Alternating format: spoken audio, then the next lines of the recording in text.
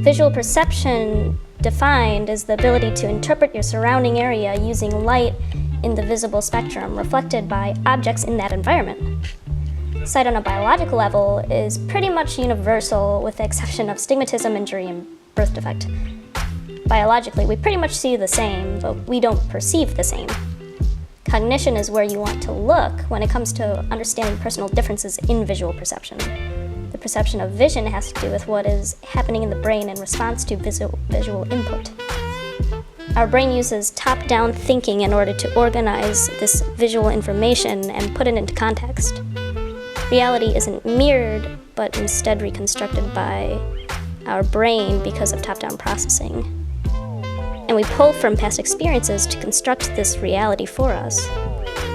A main foundation in art is drawing because it tackles many of the main principles of how the outside environment is. Depth perception, volume, linear perspective, point-to-point relations. All of these aspects teach us how to predict what something may look like in the future and how to properly mimic this information. This is important to better share the message you are trying to portray. These foundational principles for art were conceived during the Renaissance with artists such as Aristotle, Michelangelo, and Raphael. This jump from original understanding of the world to how it really is translates to assimilation and accommodation and cognition. Assimilation is the recognizing that the neck you may see is a concave curve connecting your head to your shoulders. And accommodation is recognizing that this notion isn't actually true.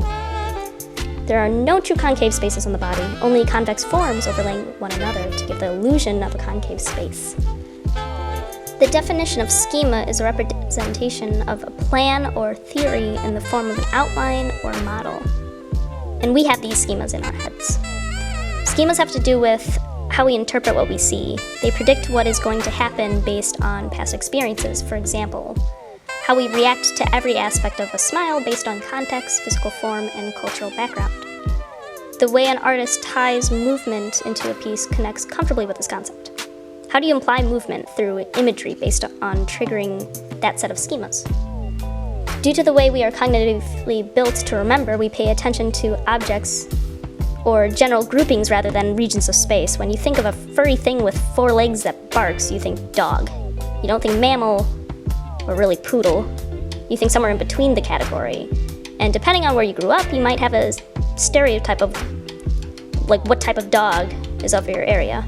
For the US, it's probably Labrador, and probably not a Chihuahua. This is a common struggle for artists in the foundational stage. You have to overcome this, which again ties to accommodation. You have to stop yourself from thinking in the middle and go as far as removing all preconceived ideas of what you may be observing. It's incredibly hard to learn what you already know, but it is possible. In the spotlight model of visual attention, there is only 1 degree approximately of visual angle in focused attention. Only stimuli that is in this area of visual attention can be fully processed. This limitation makes it that much harder to break down what you are seeing into something you no longer recognize and can truly understand it to recreate it. When really looking in depth at the ways in which visual perception may connect with art, it's scary how intertwined they really are, and it is definitely impossible to cover in the span of 5 minutes. With examples just given, we are just scratching the absolute surface of how these two fields are intertwined. To sum up the answer to this question, yes, visual perception is very personal, and all artists' work are affected by this.